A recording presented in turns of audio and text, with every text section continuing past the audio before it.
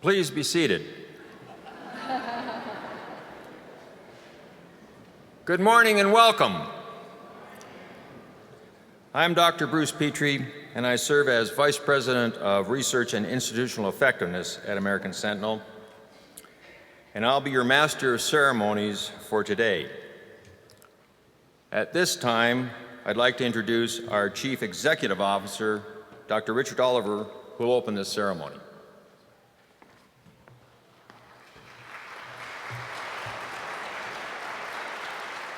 Thank you, Dr. Petrie. Good morning. As you heard, my name is Rick Oliver. I'm the CEO of American Sentinel University. It's my pleasure to welcome you to our 2017 commencement ceremony.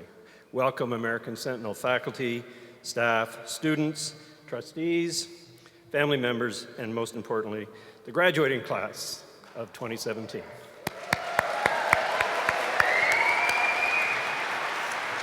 Now, this is our 12th graduation that we're celebrating today, and the fourth one we've done here in this beautiful hall, and we're always delighted to be here. This is also the fourth time we're simulcasting our ceremony, so we'd like to ask the graduates that are here and our guests to please welcome the alumni, family, friends who are with us online today.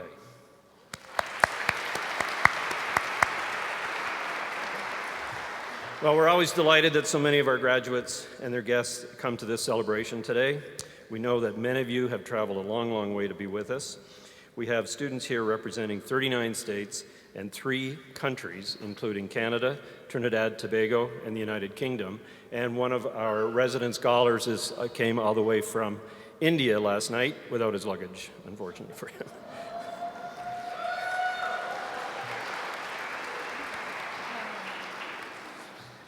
So, in addition, you've brought mothers and fathers, aunts and uncles, brothers and sisters, and good friends. We thank you for the effort it took for you to be with us on this great occasion, and for both you and your loved ones.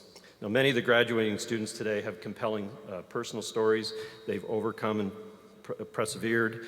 They have earned our admiration and praise. What you've accomplished is no small feat. To the candidates for graduation this morning, this program marks the end of long years of rigorous academic training and the beginning of a shift to a new chapter in your lives. Congratulations to the graduating class, and let the ceremony begin. But before we do, please stand and join us for the singing of the national anthem.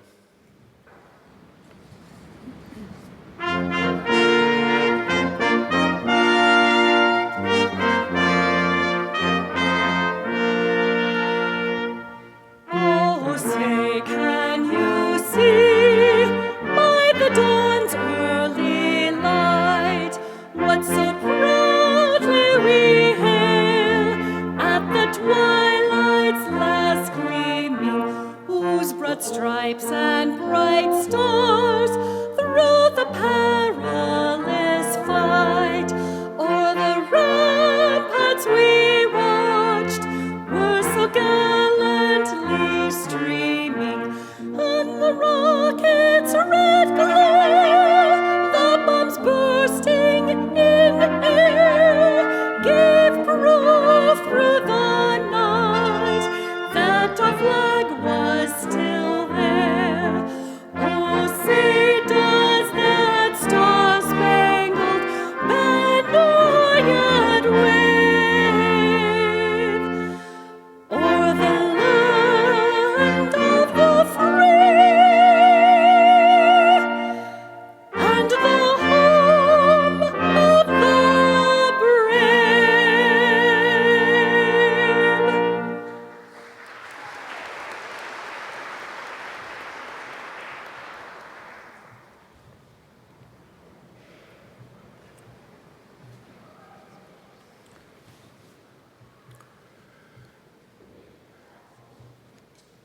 Let me begin this morning by identifying the distinguished guests joining us today. As I announce your name, please stand. With me on stage are Dr. Richard Oliver, Chief Executive Officer.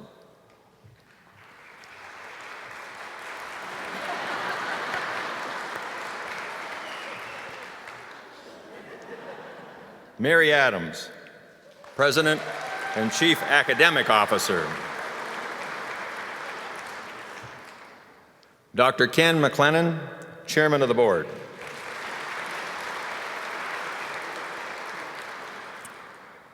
Dr. Benjamin Rector, President, Rogers Group Investments, Incorporated.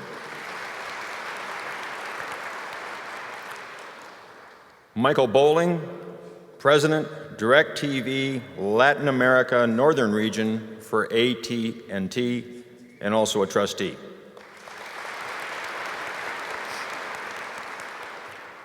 Carrie Oliver, founder and managing director of the YAR Group from London, United Kingdom.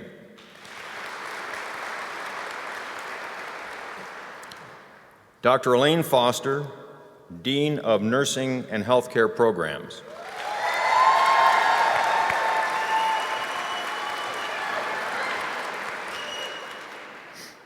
Dr. Karen Whittam, Associate Dean, DNP and Healthcare Programs.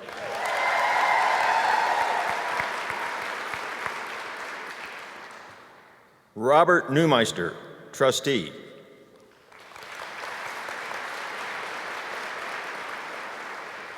Dr. Frank Maedis, Trustee.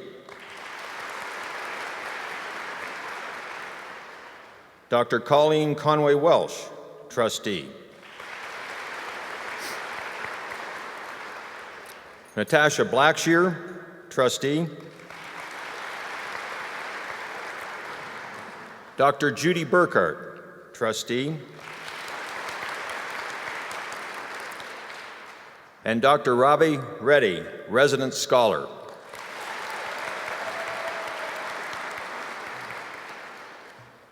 Thank you for joining us today and for your contribution to the university. I'd like to welcome Dr. Oliver back to the podium. Thank you, Bruce. So one just quick logistical note. In a few minutes when we introduce the graduates, Dr. Petrie's going to ask you to hold your applause, but he's not in charge, I am. So you go ahead and do it.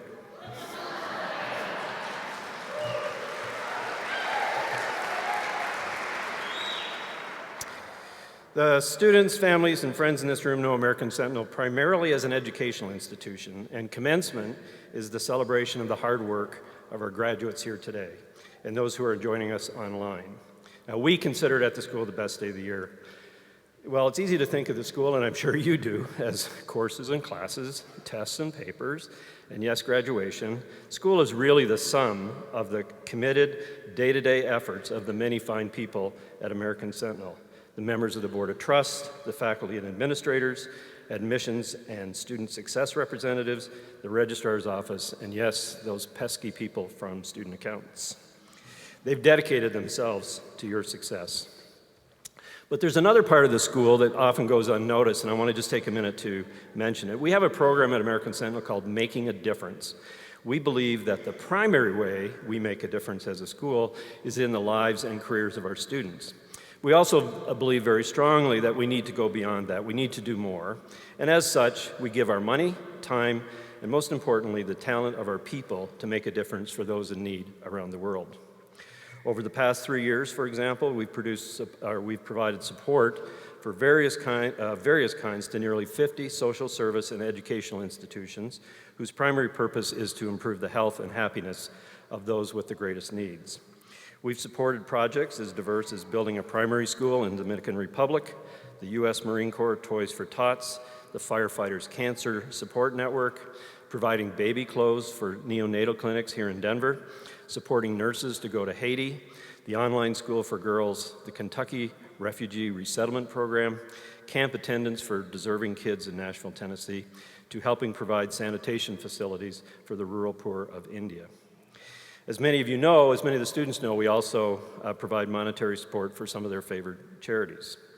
Now, I mention these programs today because it's now my honor to bestow honorary Doctor of Letters degrees on 3 people who, in the course of their lives, have truly made a difference in the world. Now, Harvard University was the first school to confer honorary degrees back in 1692. And since that time, more than 300 years ago, this has become an important tradition for academic institutions. At American Sentinel, honorary recipients illustrate outstanding achievement in their chosen field and receive a Doctor of Letters degree, the highest honor that we're able to bestow. Awarding such degrees permits us to recognize and honor people who have really made significant contributions to society at many levels.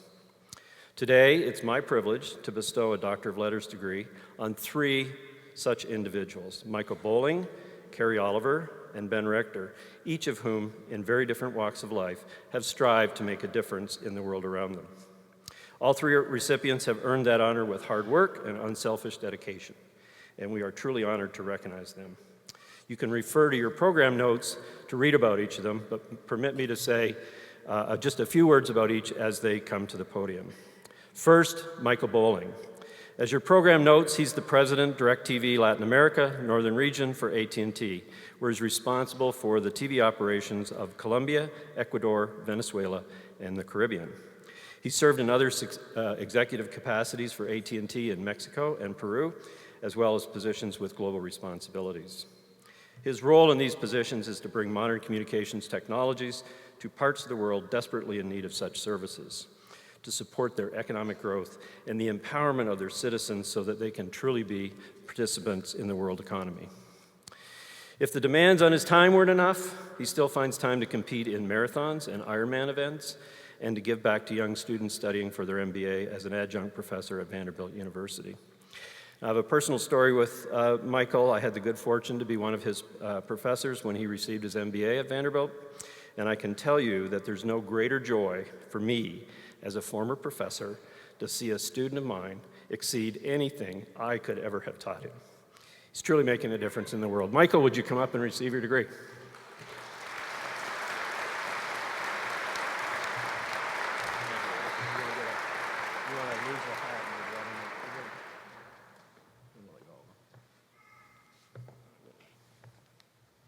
I'm supposed to help, but I'm too short. I think they want pictures, so you could just...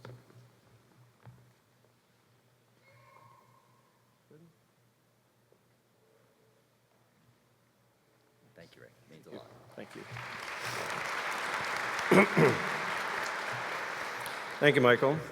Over the past 20 years, Carrie Oliver has come to play an important role in a number of high-profile national security services in both the U.S. and the U.K. Some of those things I am allowed to mention today include helping the U.S. Air Force Fighter Defense Command, working with Homeland Security and the Transportation Security Administration. In the U.K. with the Department of Transportation and the Department of Defense. And she's worked as well for Airbus, British Telecom, and the world's largest security firm, G4S. Early in her career, she worked at the White House and then later in the British Parliament. She's served as a consultant for a number of organizations that I'm not allowed to mention here, security services. In fact, when I asked her, she said I can't name this, what she did or the name of the organization, because if I did, then she'd have to kill, well, you know what I'm gonna say, right? Suffice it to say, she's making a difference in the safety and security of the world. I need to note that her sister, Kim Oliver, is receiving her MBA degree today from American Sentinel, and we'll ask Carrie to come back after to present it to her sister. Carrie?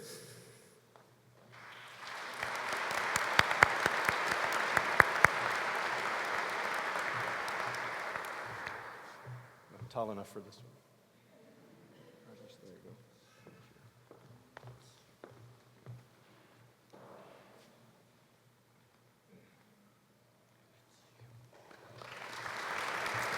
There you go.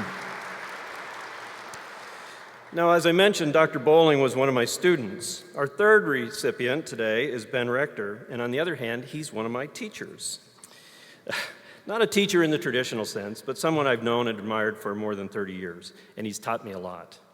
Our American Sentinel Making a Difference program is very much based on the dedicated example that I observed from Ben Rector.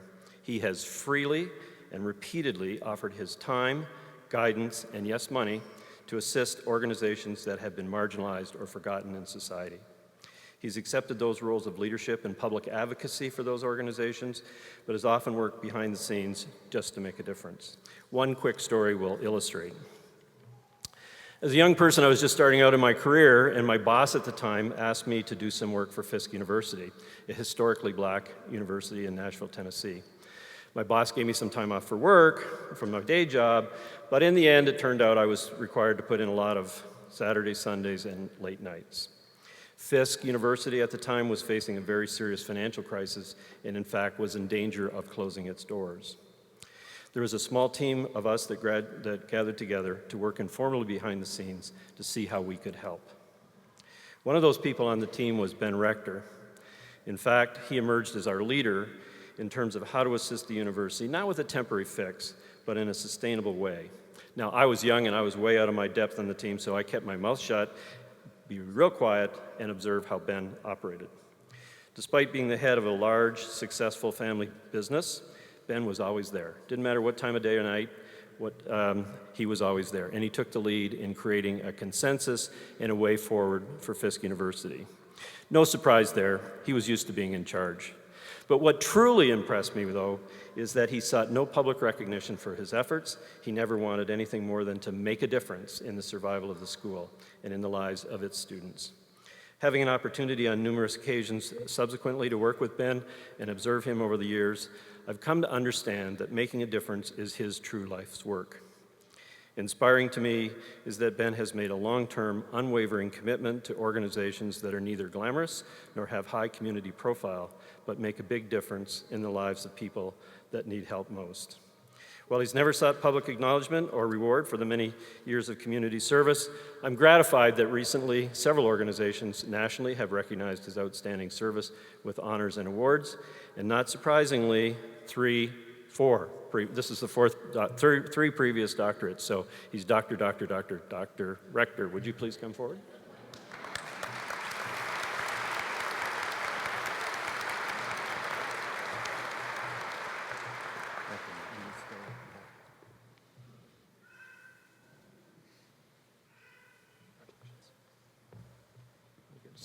We'll get some pictures, and then we'll do that.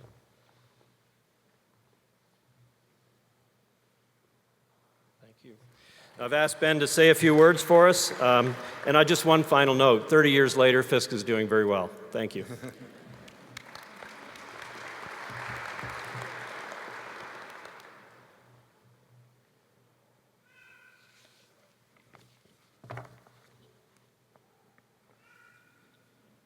I've got to test to see if I need my glasses or not. All these podiums are a little different height and so forth. President Adams, Dr. Oliver, to the board members that are here, faculty, alumni, friends, proud parents, and of course the graduates of this great university. Thank you for inviting me here today. This is really a privilege for me. When I joined a group of educators and successful investors to establish the school, it was because we wanted to make a difference. With your class, we can proudly say that by now we have thousands of healthcare professionals that have launched their careers from this exceptional university. Congratulations, class of 2017. You are the future of healthcare.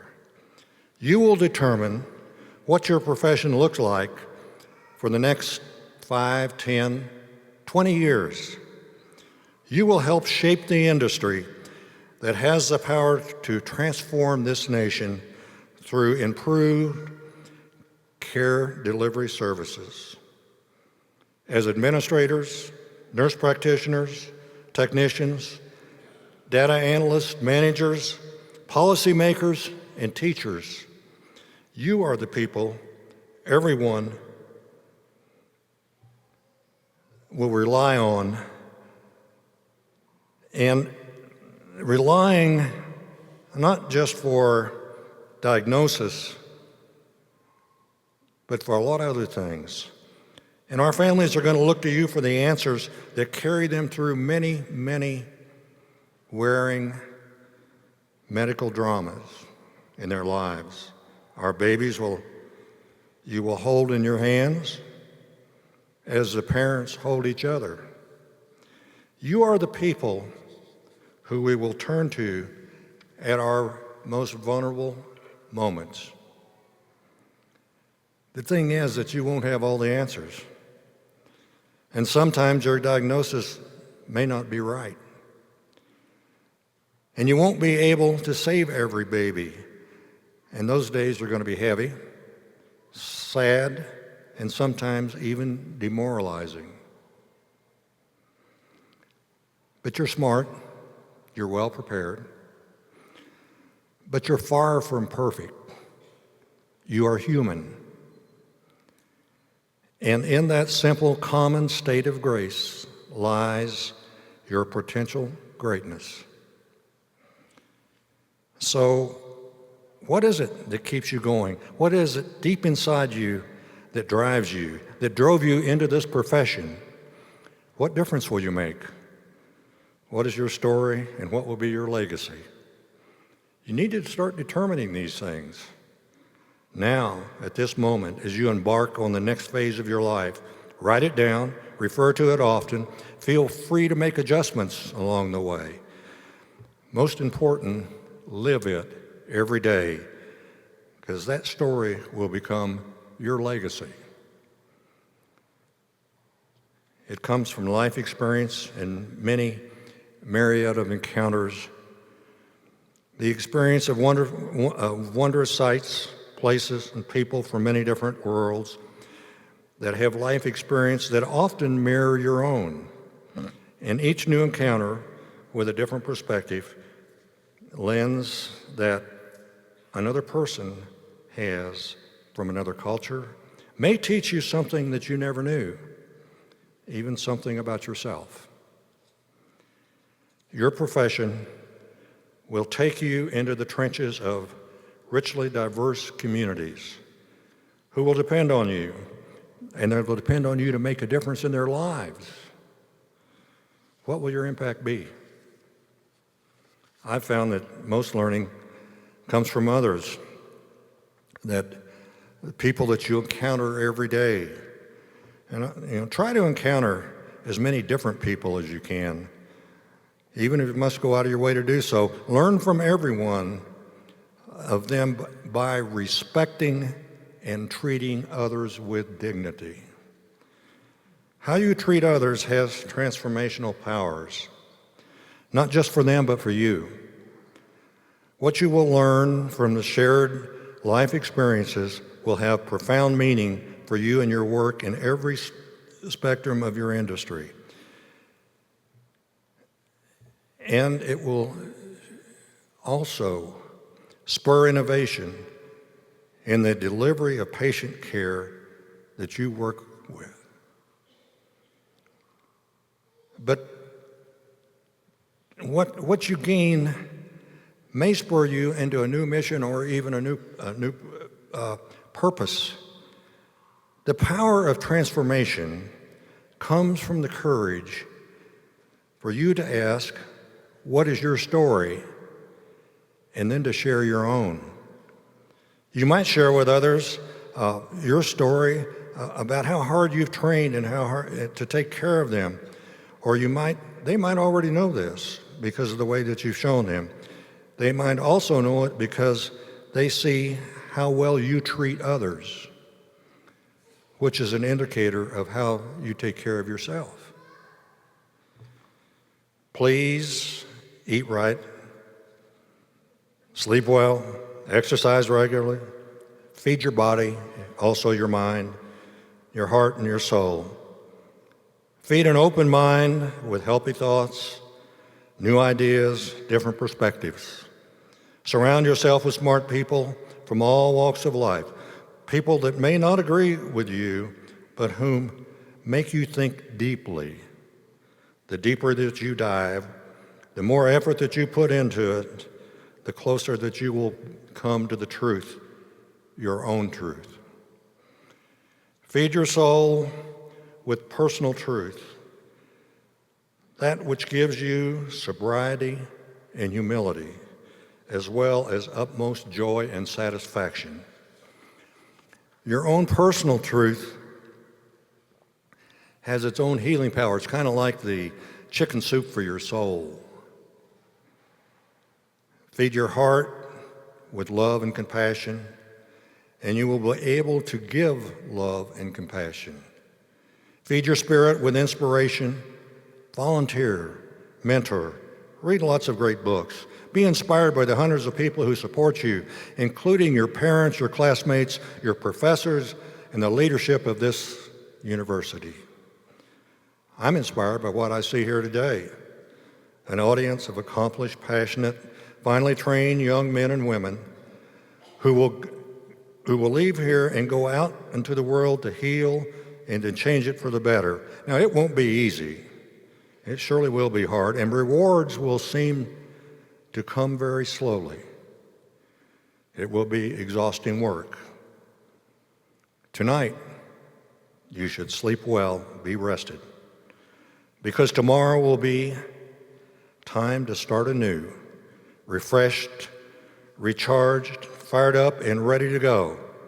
Sleep well, dream big, something bigger than yourself, because the truth is that you can do very little by yourself, but you can do a lot, something huge with the help of others. You should exercise. Exercise your right to be criticized, ridiculed, and misunderstood. Because your ideas are too big, your vision is unrealistic to others. Exercise your right to ignore namesayers and negative influences, and the people who would say to you that you can't, that you're moving too fast. Exercise your right to believe in yourself and to move forward, and you will find that there are many more who are like-minded, who share the dream of your vision, and together you will build a community that will make a difference.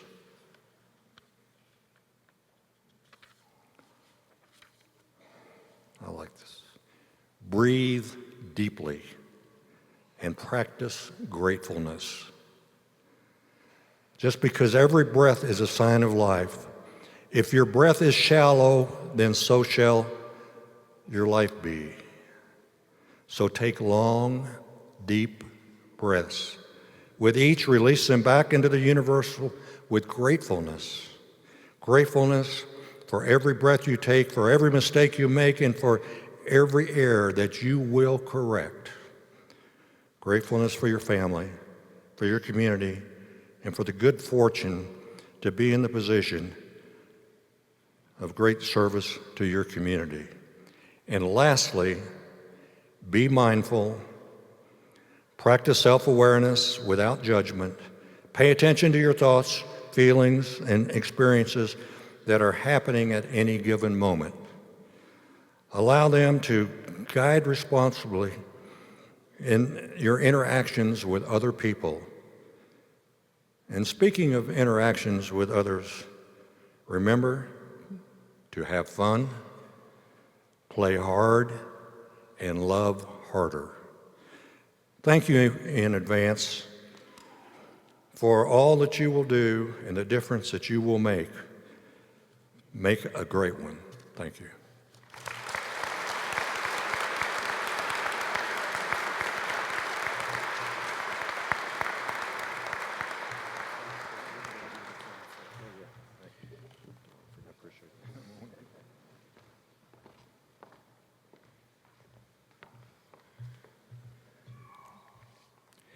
Thank you for those inspiring words, Dr. Rector.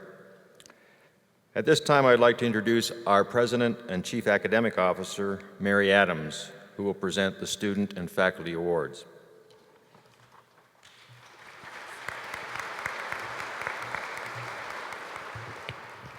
Good morning. I think you all deserve awards because you all worked really hard. So it's my honor as President and Chief Academic Officer of this great institution to present this year's Student and Faculty Awards. Today we celebrate enthusiasm, commitment, and sheer hard work. The first award is the Founders Award. It's presented to the graduate who has the highest grade point average and who's also displayed determination and initiative in their student life. This year's recipient is Nancy Siebert, Doctor of Nursing Practice, Educational Leadership. Dr. Siebert, will you please come on stage to receive your award? I think you're here.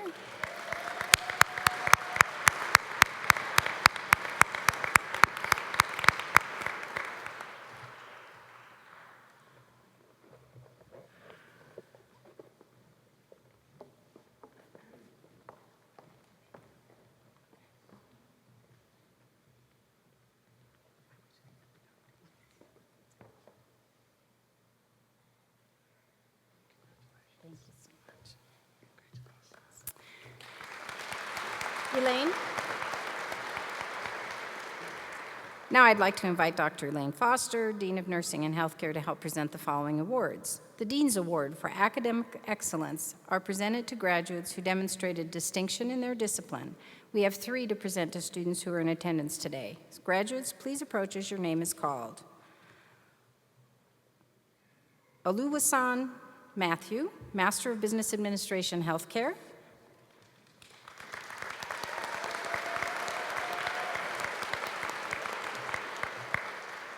Sabila Rule, Bachelor of Science, Nursing.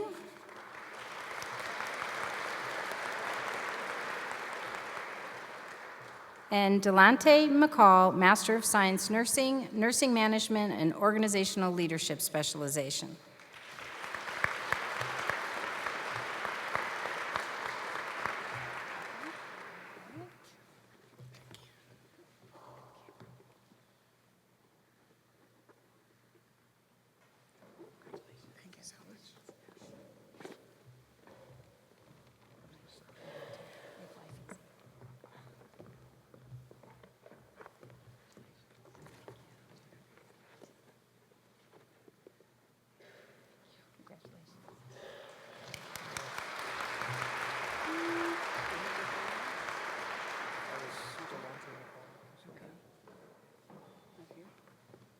All right, looks like Delante McCall.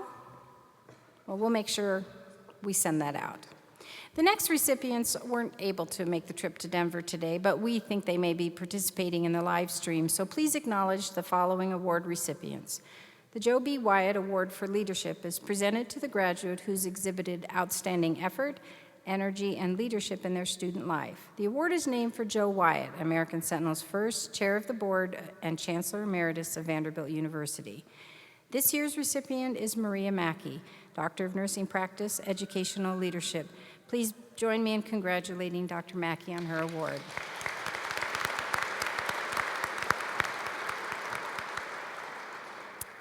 Next up, American Sentinel has a long history of supporting the academic goals of the men and women who serve our country. The Lieutenant Colonel Paul J. Kapasic Outstanding Military Student Award is presented to a student who shows unusual diligence and persistence in completing their studies. Lieutenant Colonel Kapasic, now retired, worked with American Sentinel for over 9 years and supported our military students for many of those years.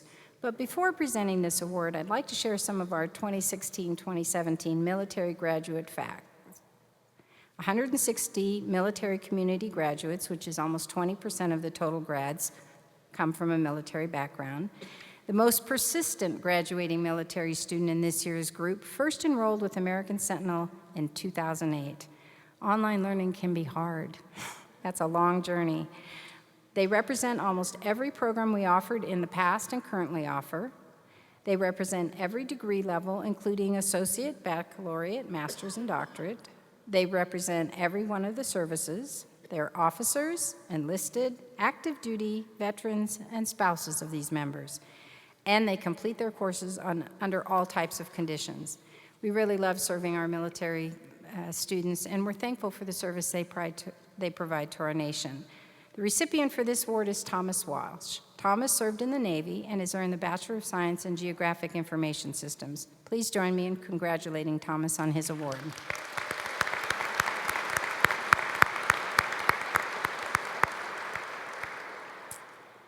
The next 2 awards are given to mid-program students, so they couldn't possibly be here because they haven't graduated yet. But first is the Richard W. Oliver Merit Award. He's named for our CEO and founder. It's presented to the mid-program students who, during the first half of their degree program, exhibited originality of thought and thoroughness of study. This year's recipients are Juanita Helwig, Bachelor of Science Nursing, and Christine Harper, Master of Science Nursing, Education Specialization. Join me in congratulating Juanita and Christine.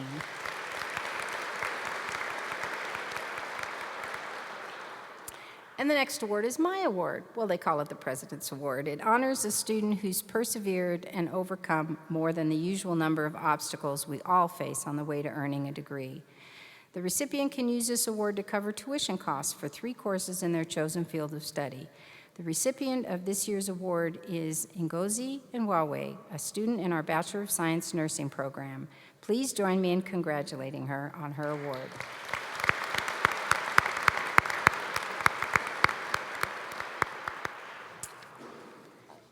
This next award is very, very important. It's our Faculty Award. The American Sentinel University Faculty of the Year Award is in recognition of the recipient's teaching excellence as evident by meeting the university's expectations and their ability to inspire students in the classroom. This year's recipient is Dr. Sarah Moore. Dr. Moore wasn't able to, yes, there you go. She taught many of you. Dr. Moore wasn't able to attend today's ceremony, but Dr. Elaine Foster is accepting on Dr. Moore's behalf.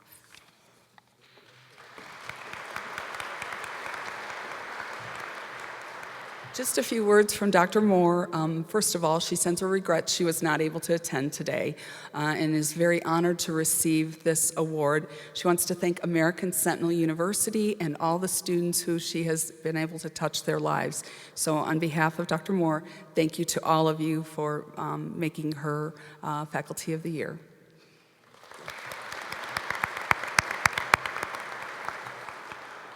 So please join me with a round of applause to congratulate all of our award recipients.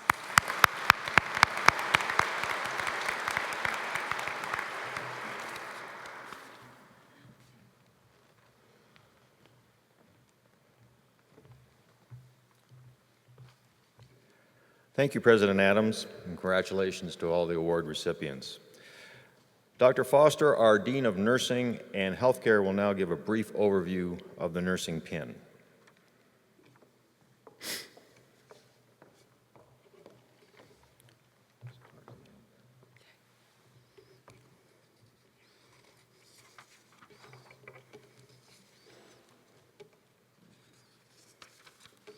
Excuse me one second. The nursing pin, usually made of metal such as gold or silver, is worn by nurses to identify the nursing program from which they graduated. Nursing pins have a symbolic meaning. The American Sentinel nursing pin signifies 4 university values of accountability, citizenship, scholarship, and leadership. The awarding of an American Sentinel University nursing pin symbolizes the goals and outcomes that have been achieved by graduates through the commitment, focus, and hard work. We are pleased to present all our nursing graduates with an American Sentinel nursing pin. Thank you.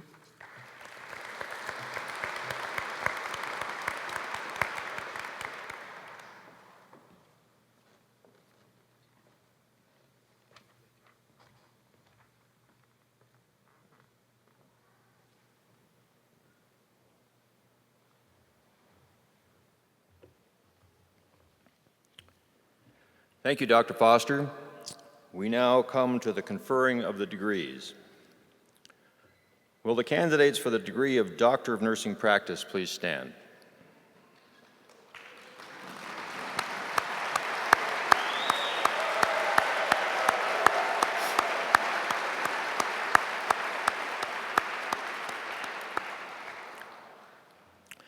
These candidates have met all the academic requirements and have demonstrated the originality and excellence appropriate to their respective degrees. With the recommendations of the graduate faculty and the authority vested in me by the Board of Trustees, I confer upon each of you the doctorate degree with all the privileges and responsibilities thereunto appertaining. Graduating candidates, please approach the stage and cross when your name is called.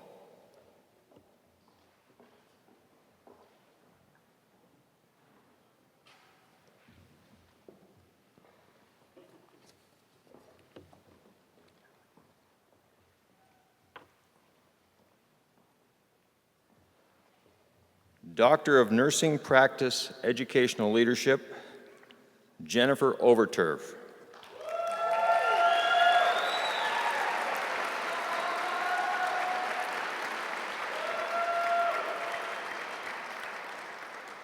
Her paper was entitled Clinical Judgment in Nurse Externs.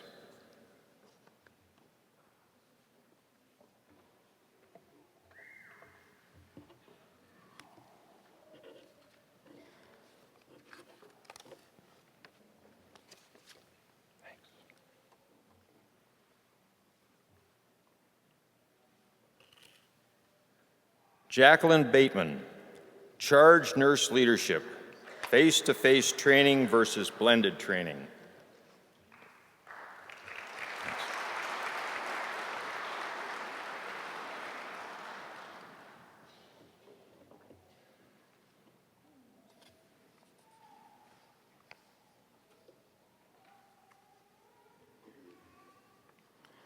Carla Hetzel, measurement of clinical judgment with second-term nursing students using simulation.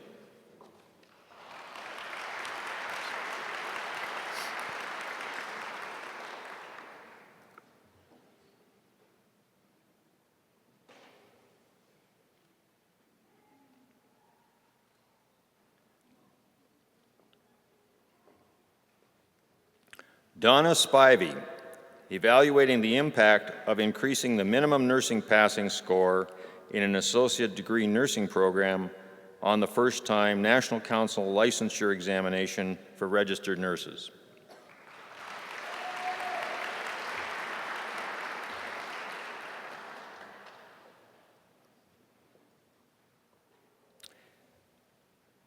Tammy Lynn Stefik, articulating the culture of the original National League for Nursing Center of Excellence nursing programs in the USA.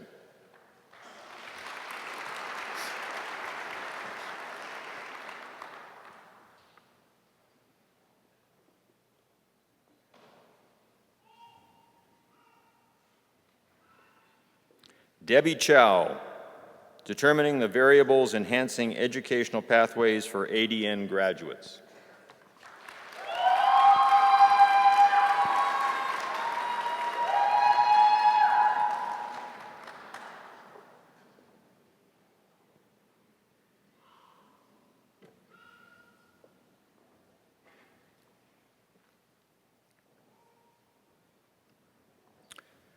Teresa Kyle, the impact of student-centered learning on NCLEX RN success.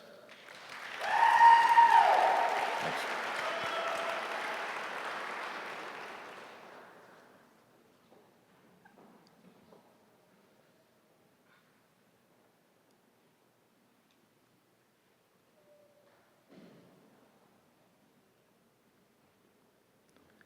Kamala Reese-Steele, the effects of video web conferencing on social presence in the online RN to BSN classroom.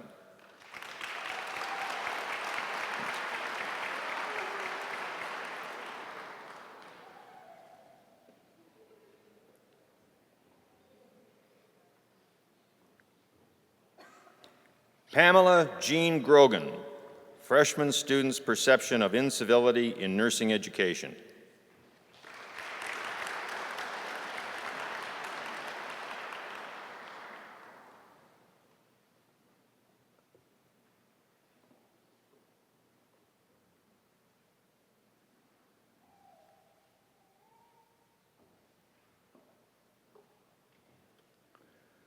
Susan Menahan, the impact of simulation on self-efficacy.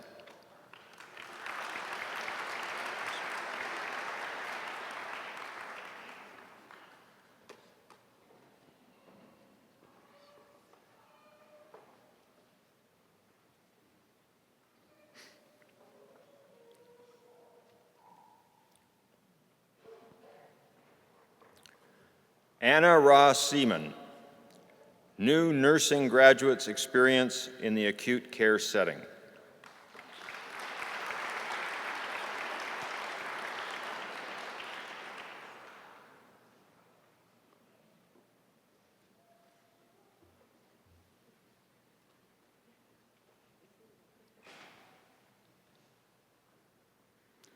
Anne Marie Helmstetter, impacting nursing student learning outcomes through use of a multimedia e-learning module.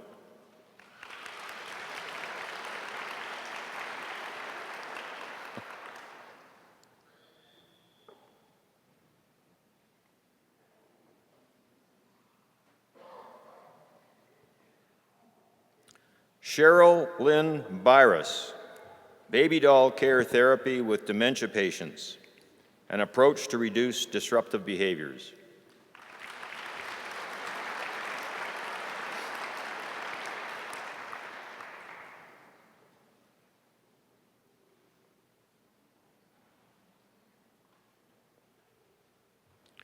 Richard Harmon, emotional intelligence as a predictor of nursing student academic achievement.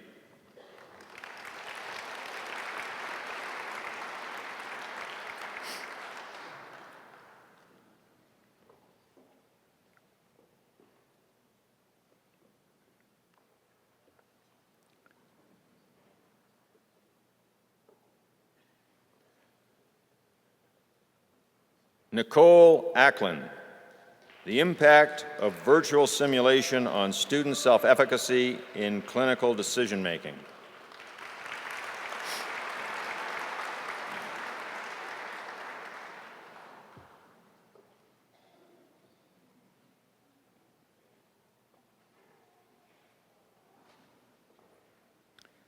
Cindy Krenz, the impact of study guides and group discussion in nursing education.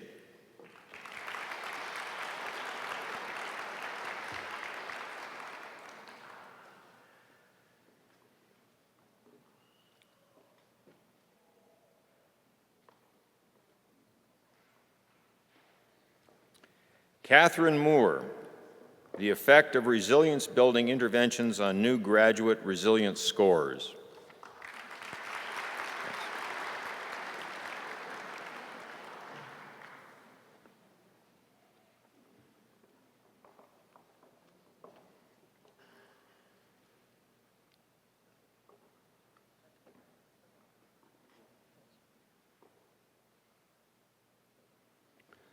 Tricia Wokocha, knowledge gains from high-fidelity simulation use in pre-licensure nursing education, a quasi-experimental study design.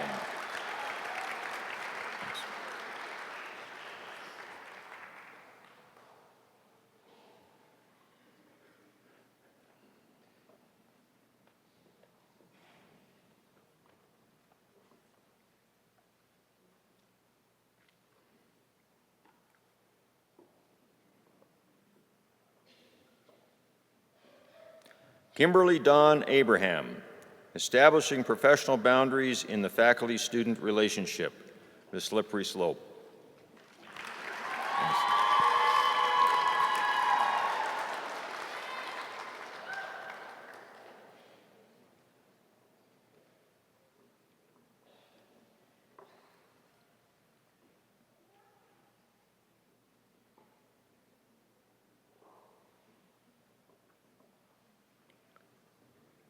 Laura Louise King, participation in virtual clinical excursions, an assessment of the impact on content mastery exam scores of nursing students.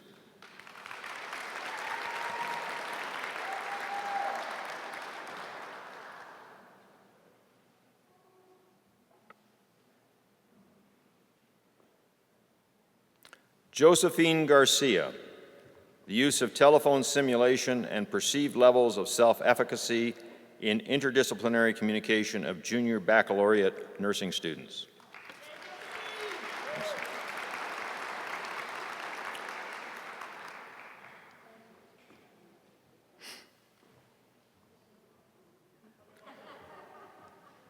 Terry Delaney, the effects of a professional writing workshop on the perceived writing self-efficacy of undergraduate nursing students.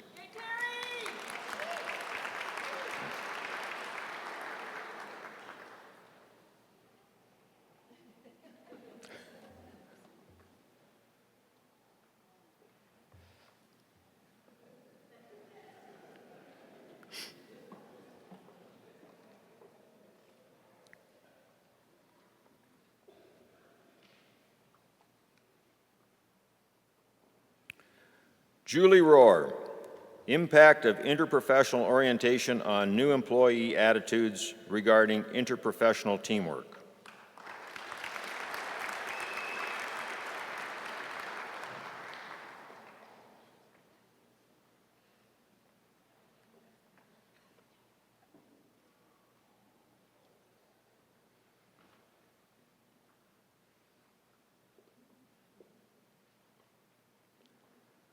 Joan Kane Graham, evaluating the impact of high-fidelity simulation on standardized test scores of associate degree nursing senior students.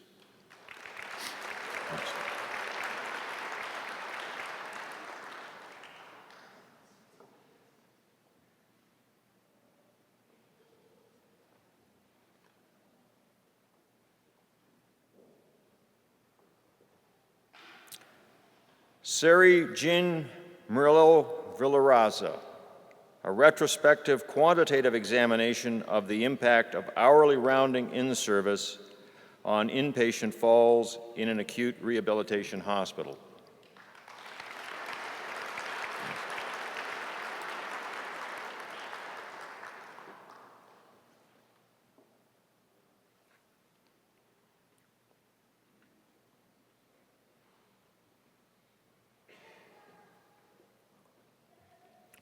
Bonnie Schaefer, an orientation program to improve teaching competency in clinical nurse faculty, a quasi-experimental pilot project.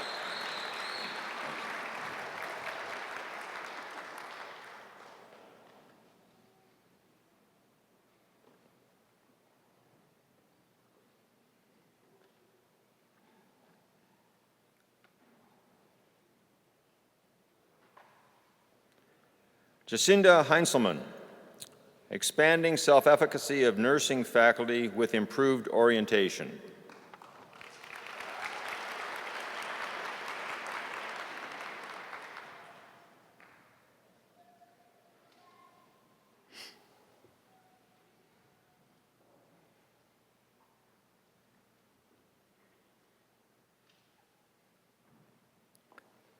Kimberly Hughes, the impact of a structured patient education program on the successful delivery of breastfeeding education in the antenatal period.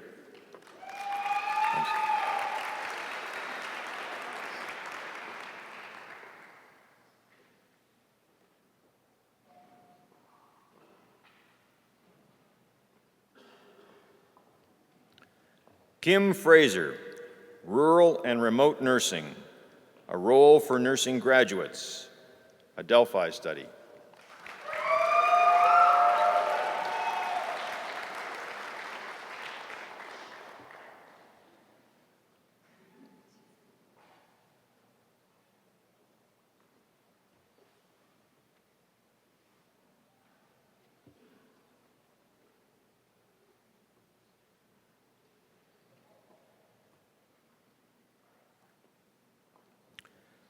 Jane Robinson Arabino, measuring the effectiveness of a clinical workshop devoted to the nursing care of clients experiencing intimate partner violence on baccalaureate nursing students' readiness to manage intimate partner violence.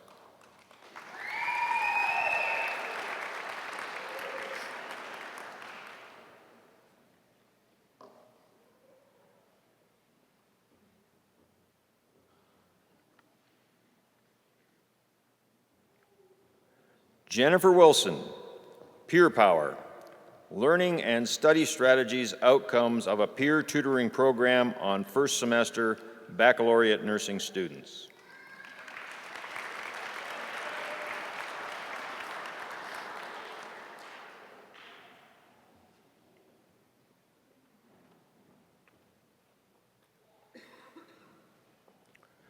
Marjorie G. Archer, Nursing Faculty Attitudes Towards Students with Disabilities.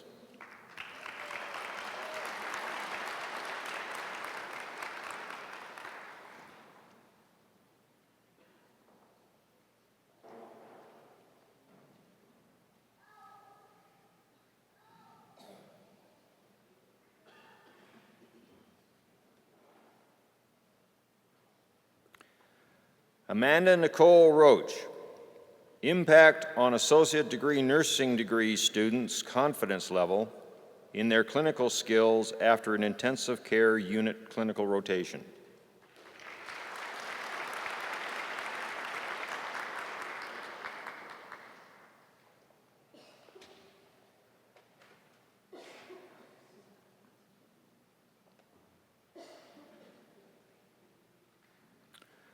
Valerie Pasna, sepsis screening, the impact of an evidence-based practice change.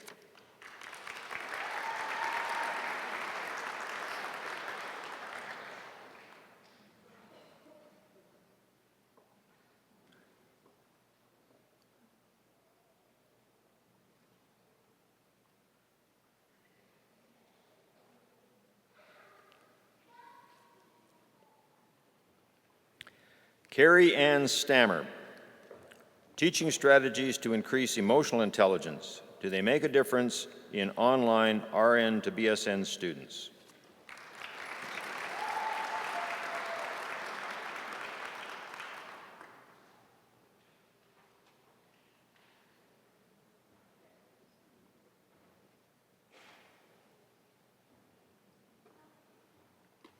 Alicia Murphy, evaluation of remediation type in promoting student success on standardized test scores in a traditional BSN program.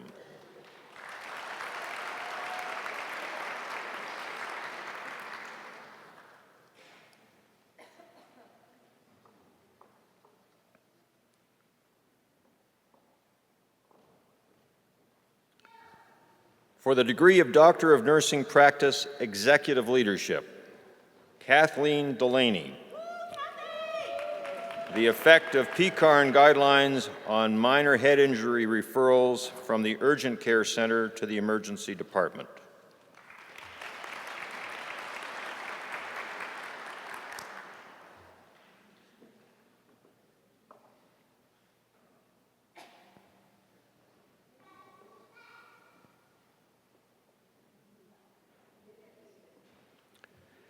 Deborah Allen Grant, the impact of palliative care education for nursing home transfers.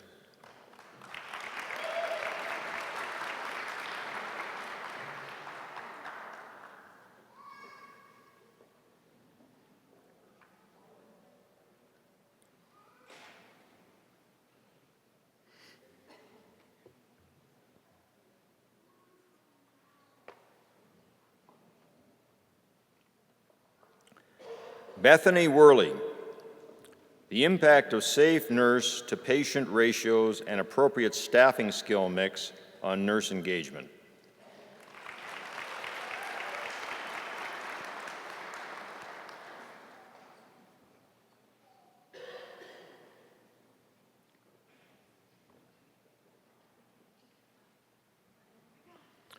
Frida Gale Lyon, dedicated medication history specialist impact on medication reconciliation.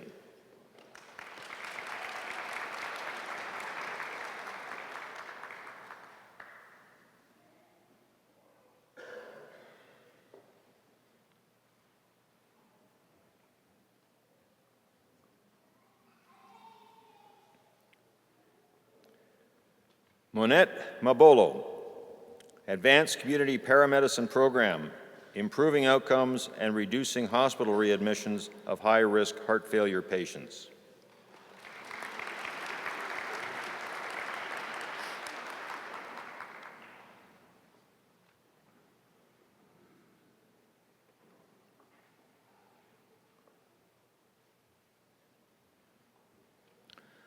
Barbara Rosa Vaughn,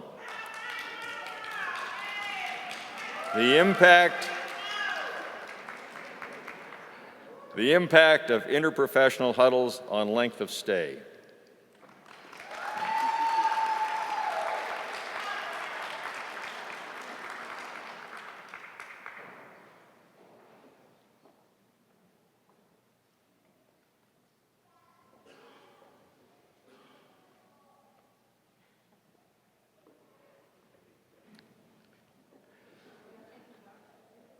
Candace Freestad, impact of alarm-integrated smartphone apps on nurses' usability satisfaction in acute care settings.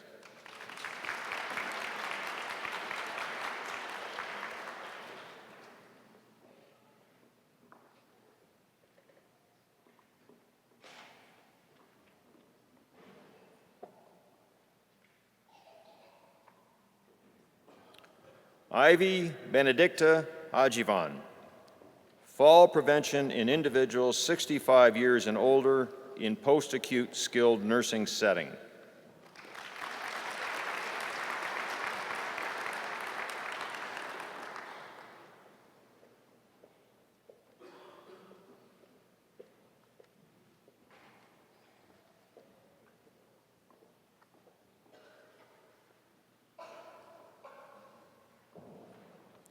Derek L. Curtis, job satisfaction and its relationship to retention among nurse practitioners in Texas.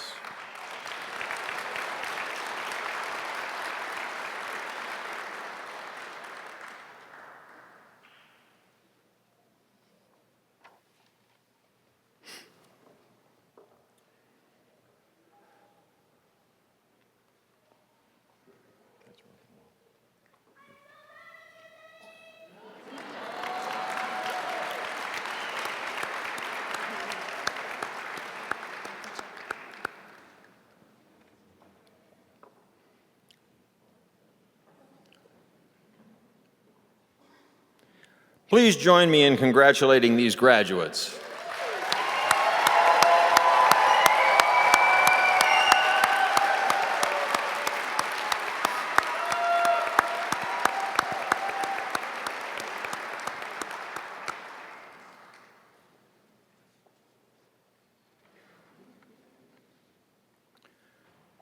Will the candidates for the degrees of Master of Science please stand?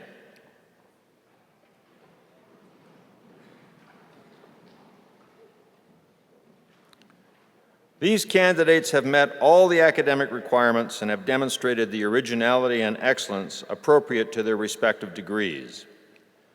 With the recommendations of the graduate faculty and by the authority vested in me by the Board of Trustees, I confer upon each of you the master's degree with all the privileges and responsibilities thereunto appertaining.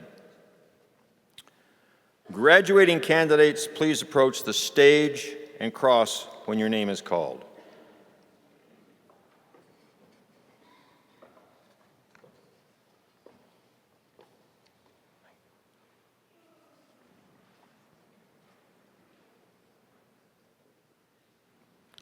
For the degree of Master of Business Administration Healthcare, Praxedis Fofung.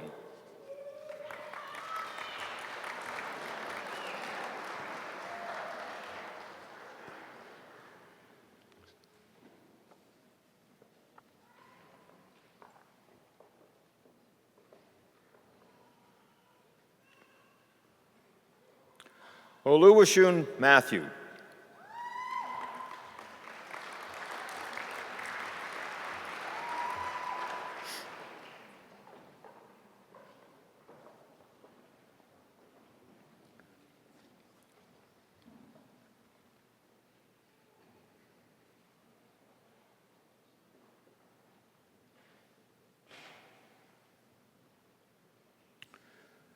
For the degree of Master of Business Administration, Kimberly Lynn Oliver.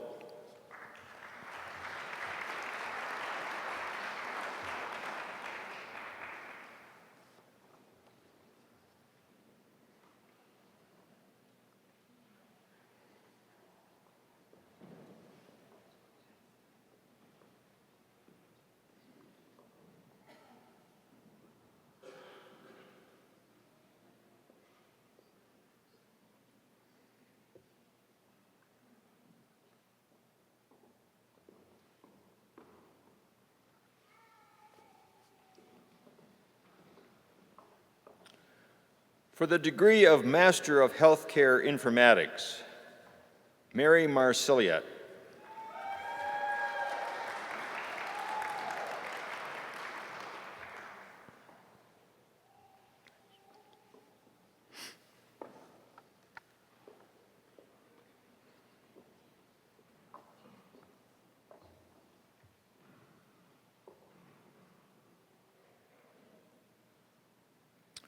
For the degree of Master of Science Nursing, Nursing Management and Organizational Leadership Specialization, Kate Wanedo.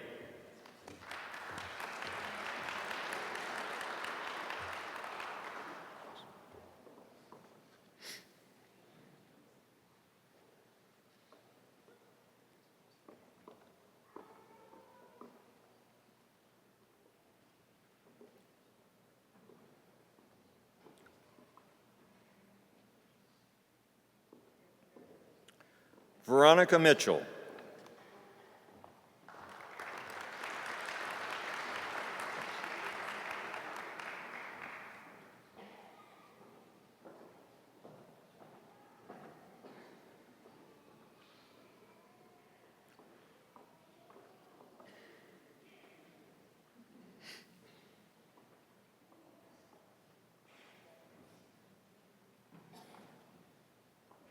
Michelle Wilkerson.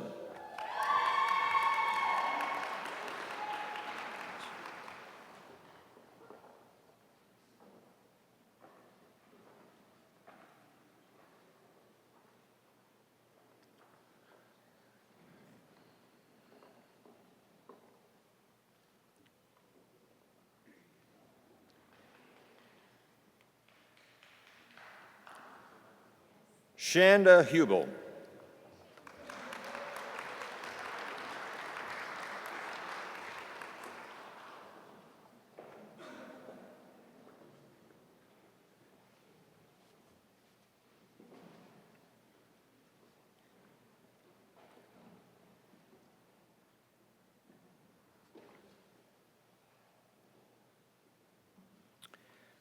May Simino.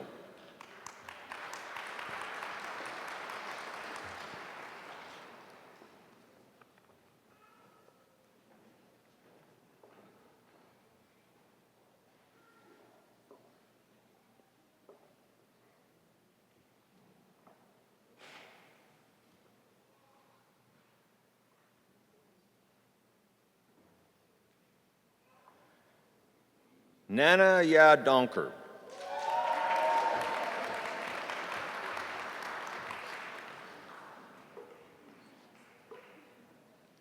Thanks. Okay.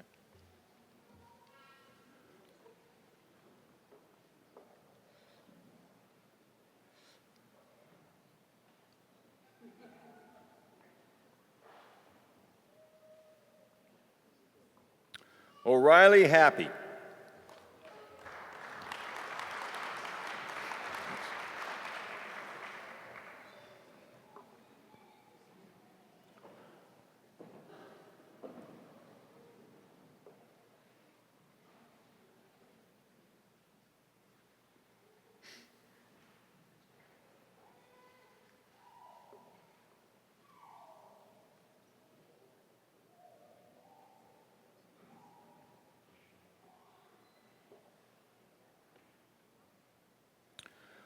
Audrine Lewis.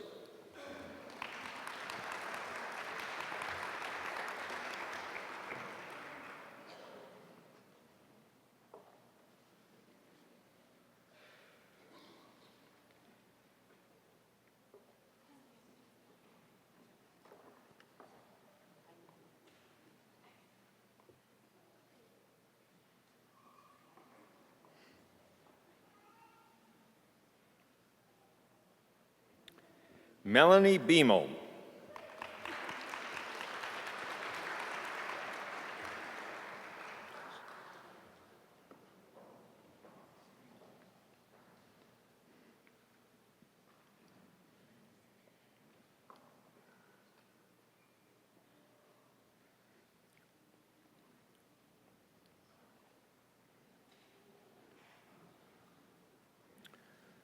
Stacy Marie McDonald.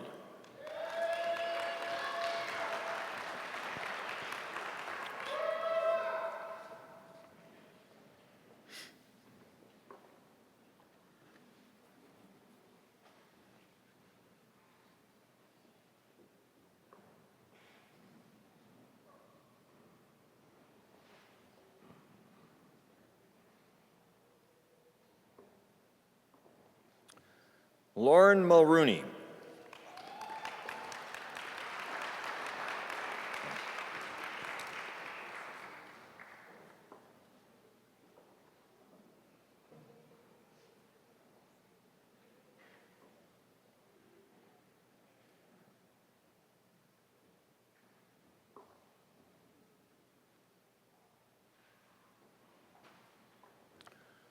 Maria Odette Olivia Gums.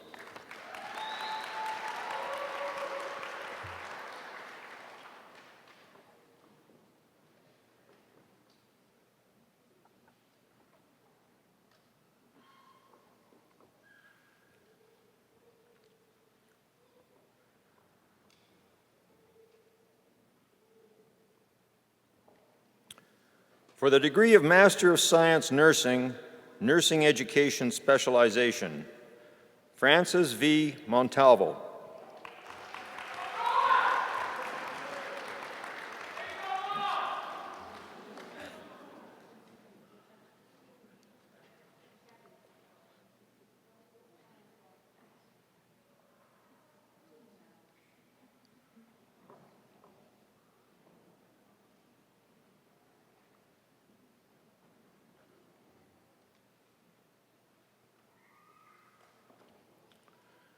Pin Nguyen.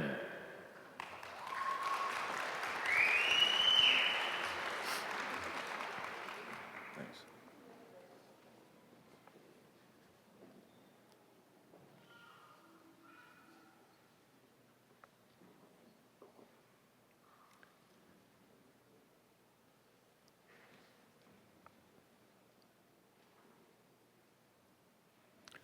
Monica Lorraine Dalton Cole.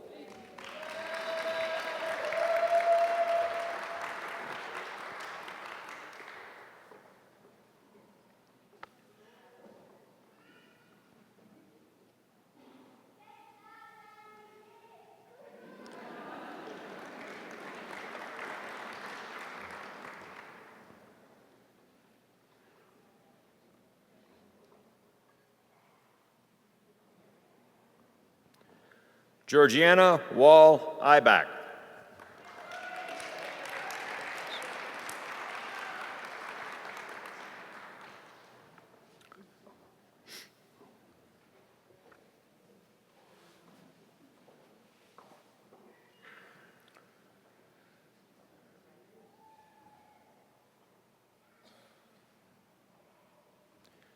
Gerard Joseph Beatty.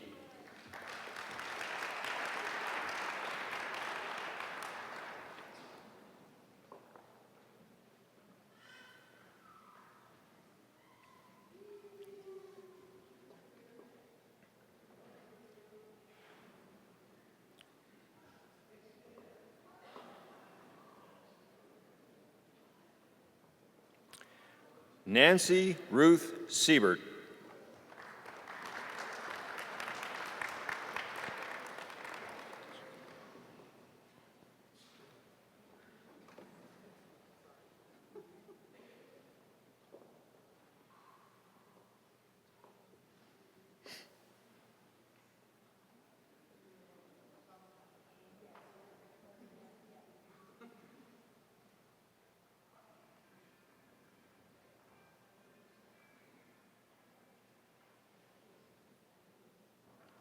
Margarita Vistan.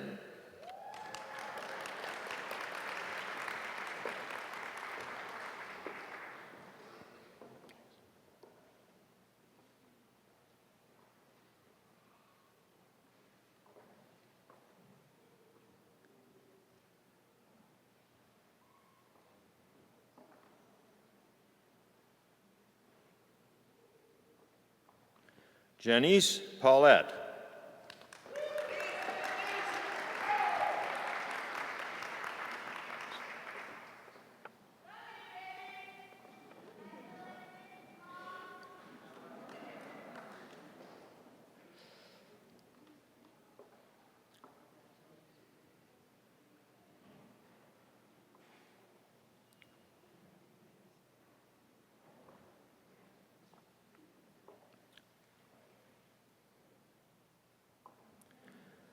Linda Bunnell.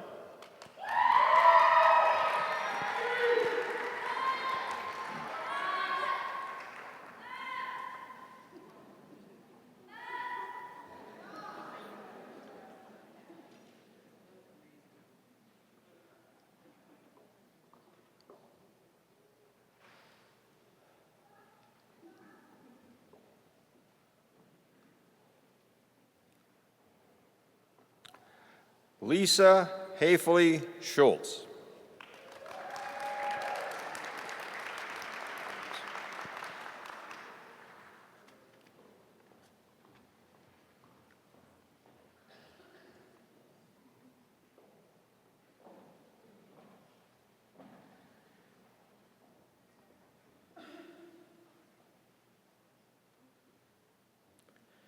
Shannon Scott.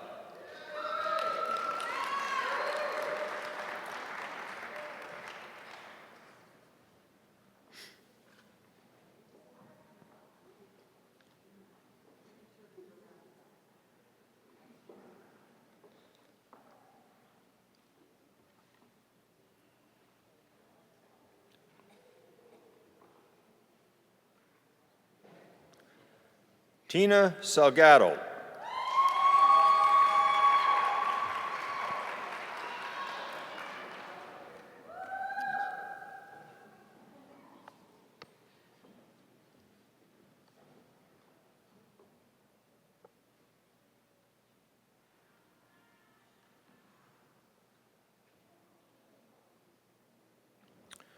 Suja Edwin Joseph.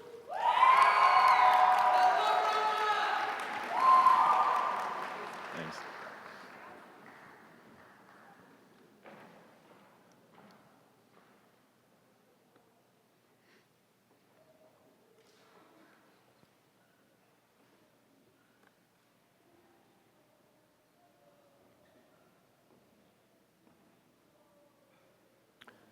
Elijah Yarpa.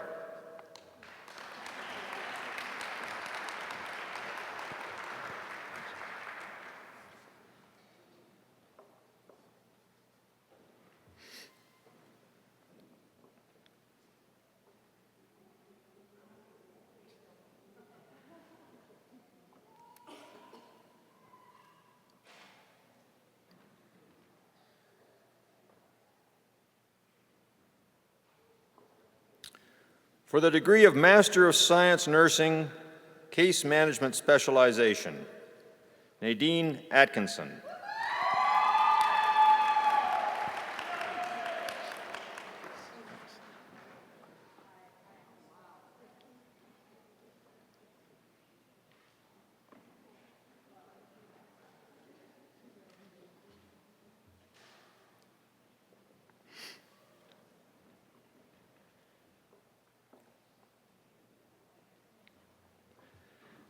Cynthia Christine Witherspoon.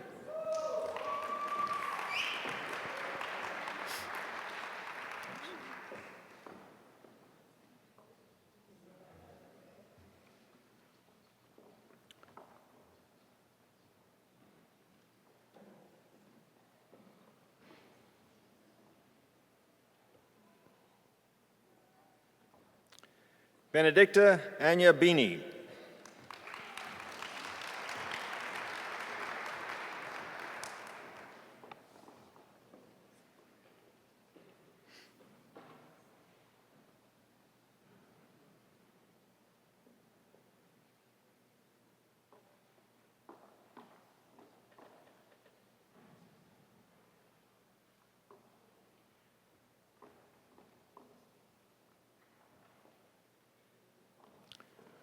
Tonya Harder.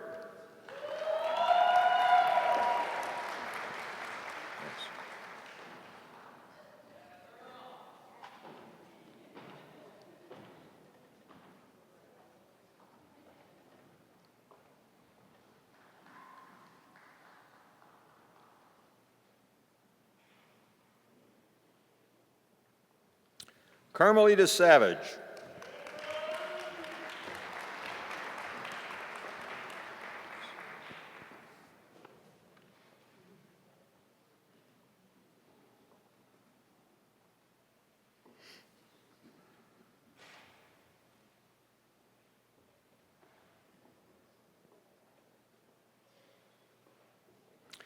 Althea Eugene.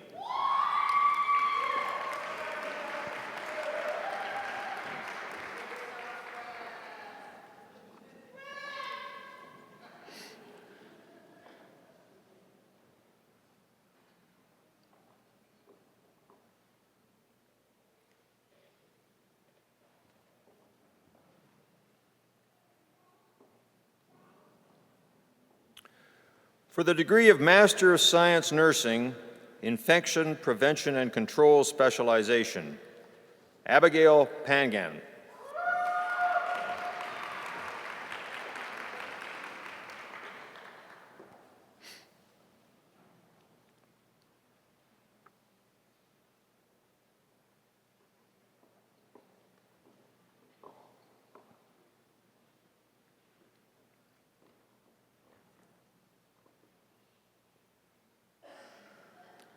Sandy Harris.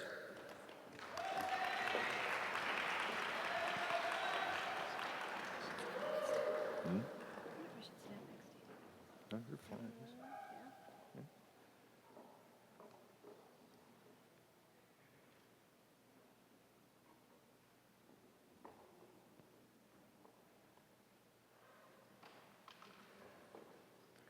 Stella Aladenai.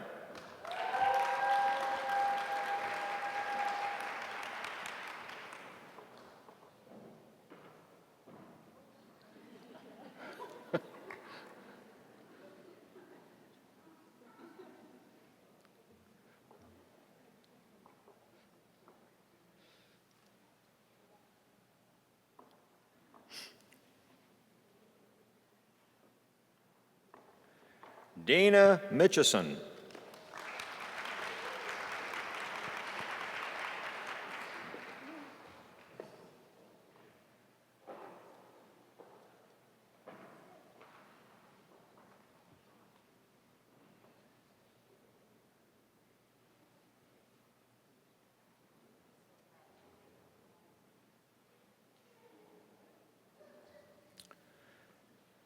Abby Odun Afolowaso Kolawali.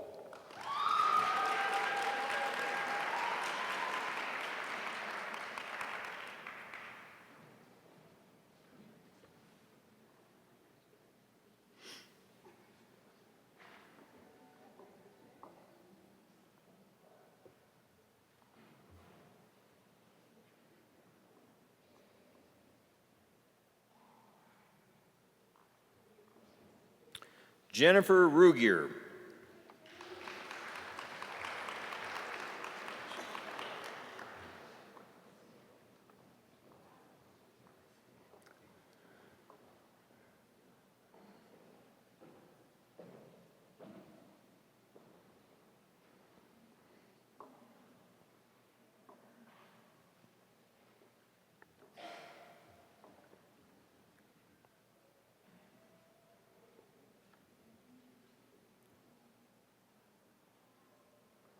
Anila Abraham.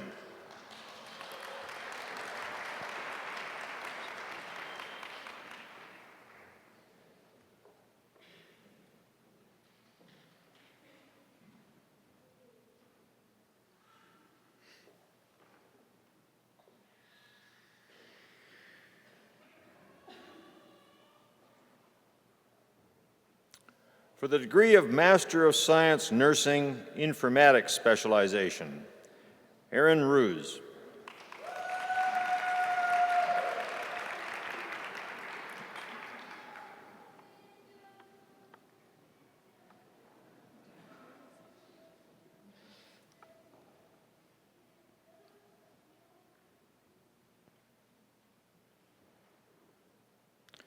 Diane M. Pisa.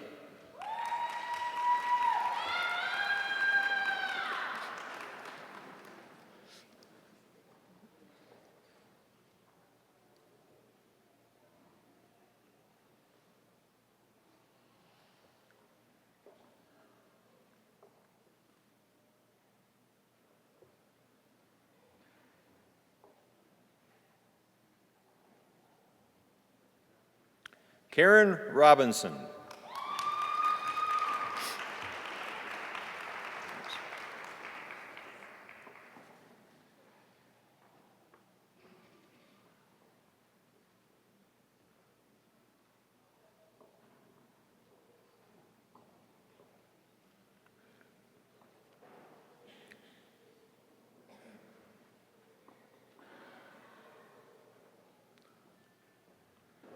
Persephone McNeil.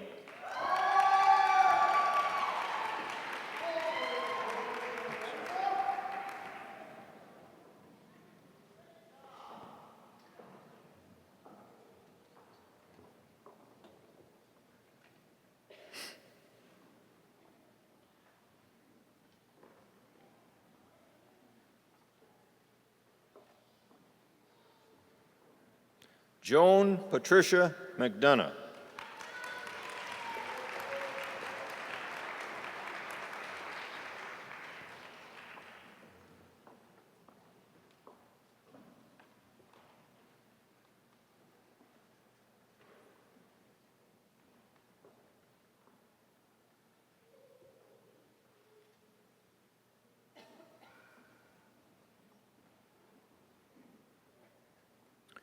Shane Ovalez.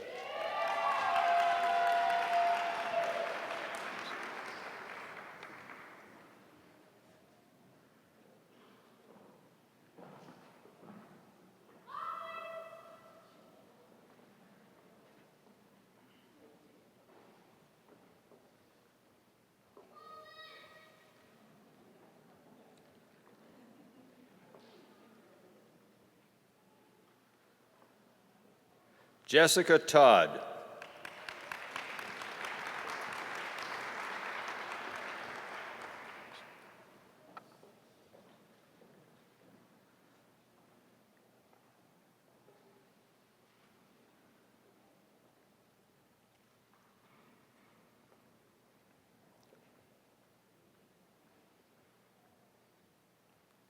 Linda M. Wegerson.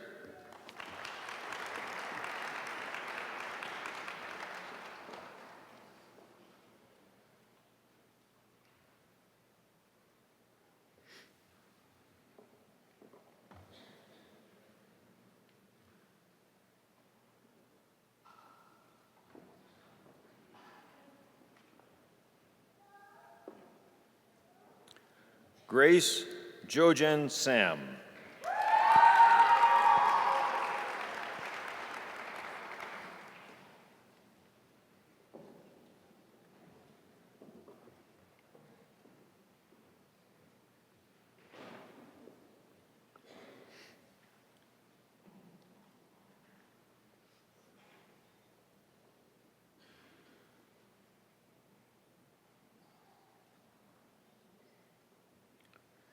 Cynthia Guevara.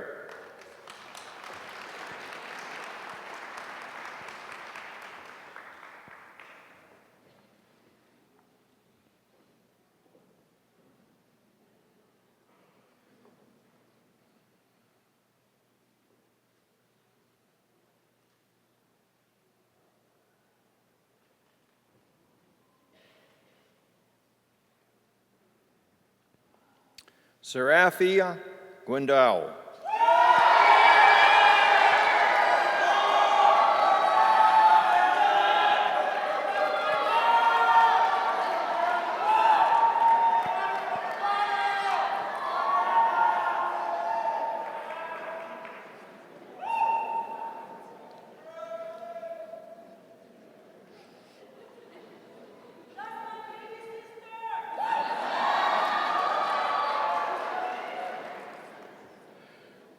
Dirk William Pennington.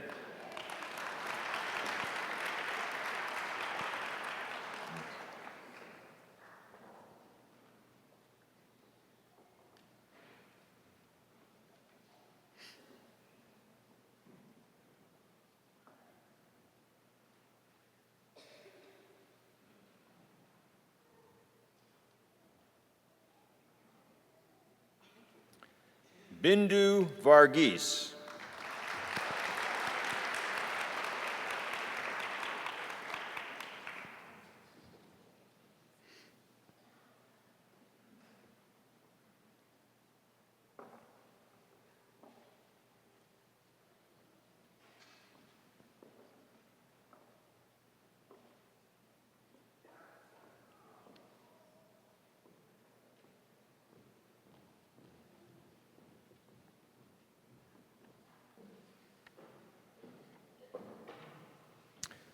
Please join me in congratulating these graduates.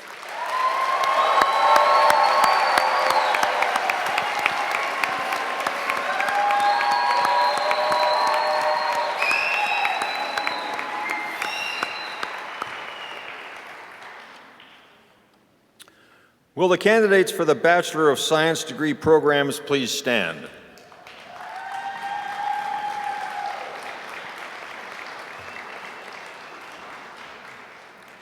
These candidates have met all the academic requirements and have demonstrated the originality and excellence appropriate to their respective degrees.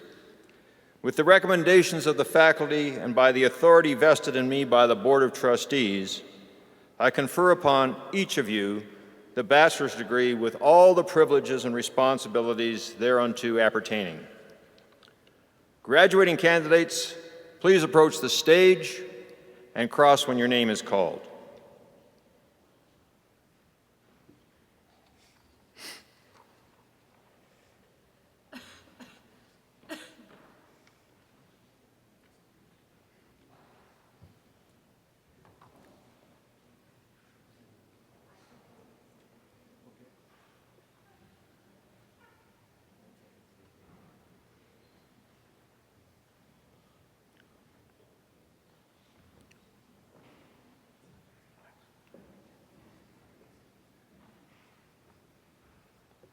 For the degree of Bachelor of Science Management Information Systems, Deborah Fluker.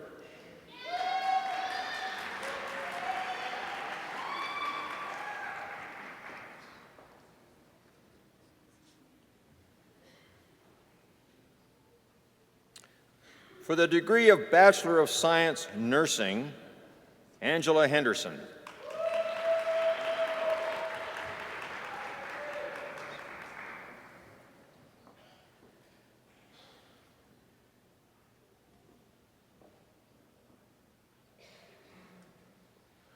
Jacqueline Todd.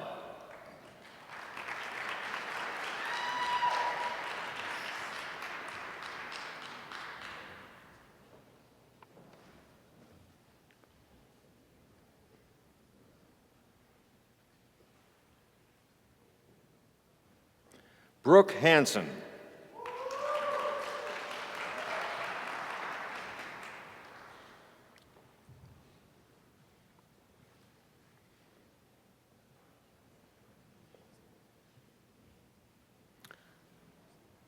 Deanna Klein.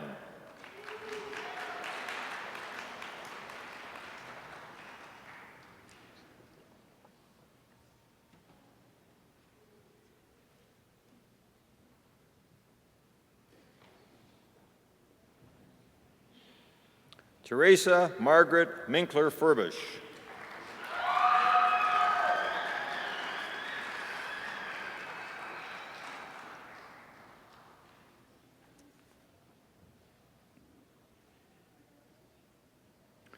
Elena Everhart.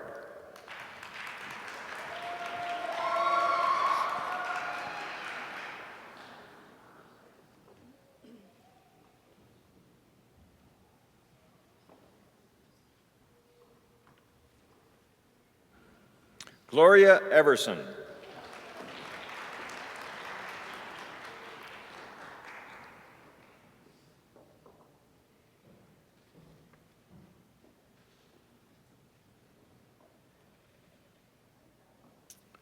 Emily Elizabeth Chavez.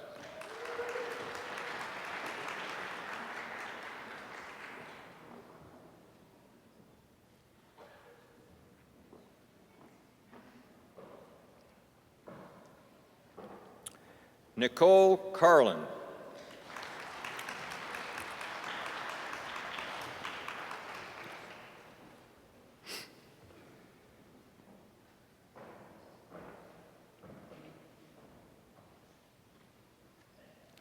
Linda Morris.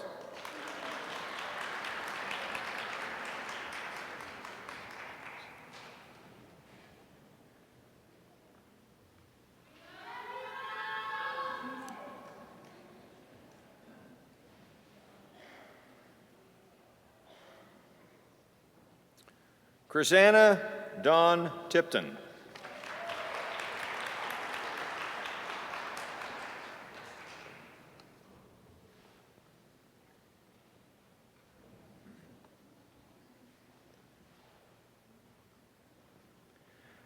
Jeannie Lee O'Loughlin.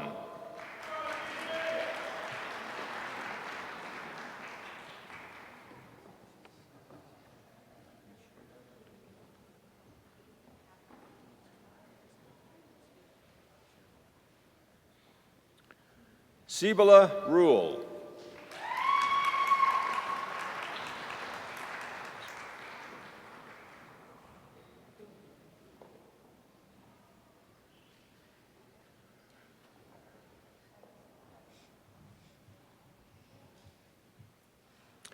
Michelle Lynn Wyckoff.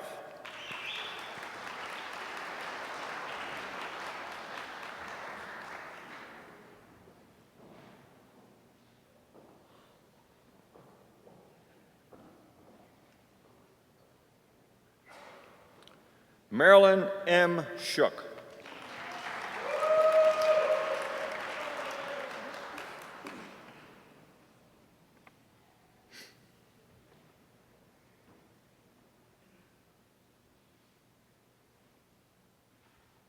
Julie Wilkie.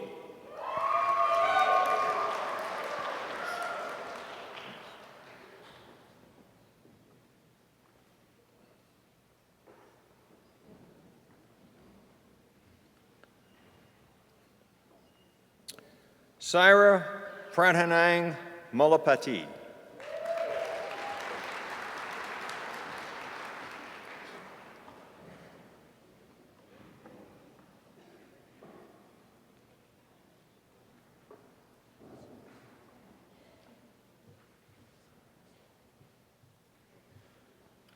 Angela K. Flieger.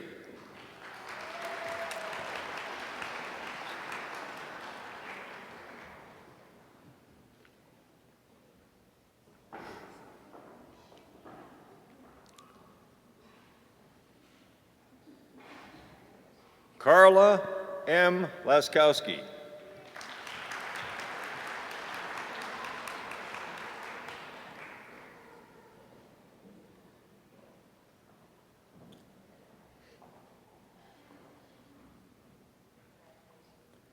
Jasmine Moorhead.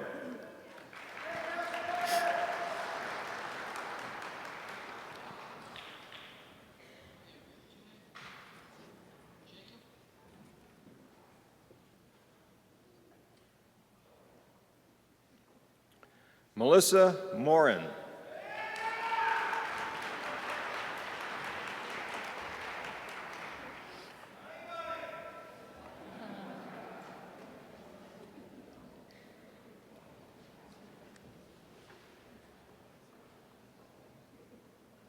Kara Sponigal.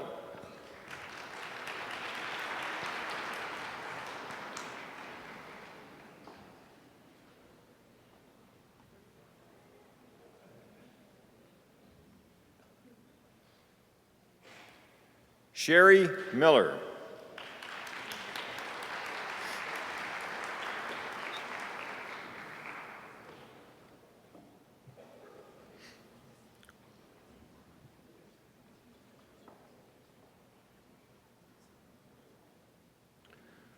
Dolly Otadoro.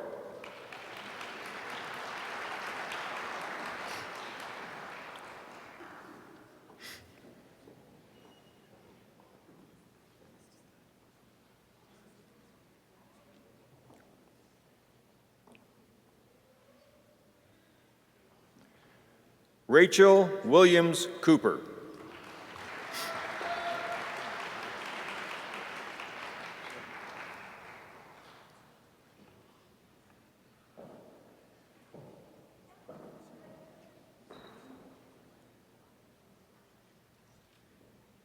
Jesse Scaria.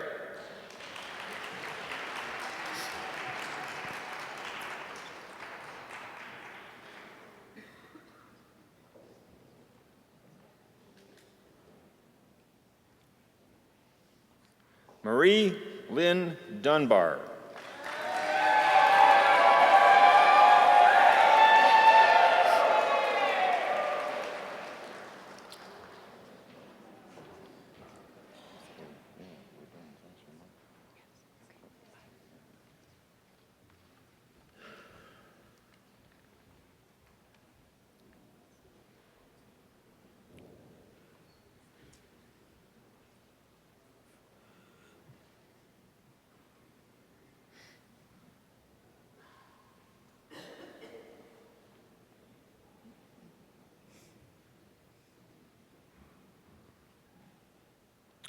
Please join me in congratulating these graduates.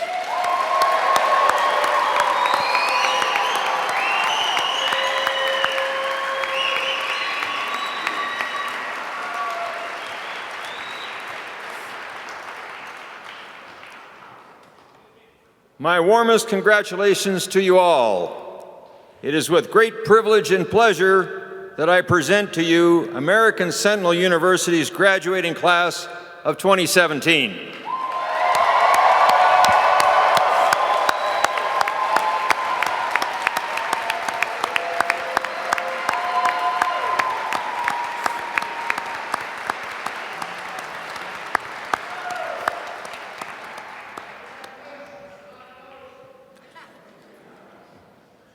I'd like to invite Dr. Oliver back to the podium to close the ceremony.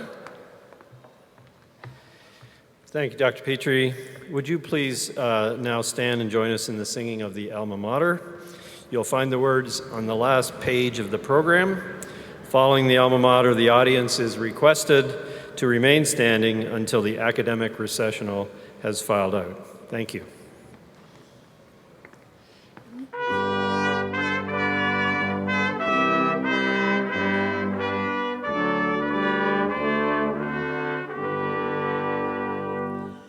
Far across the land and water, minds reach out to you. Hail to thee, our alma mater,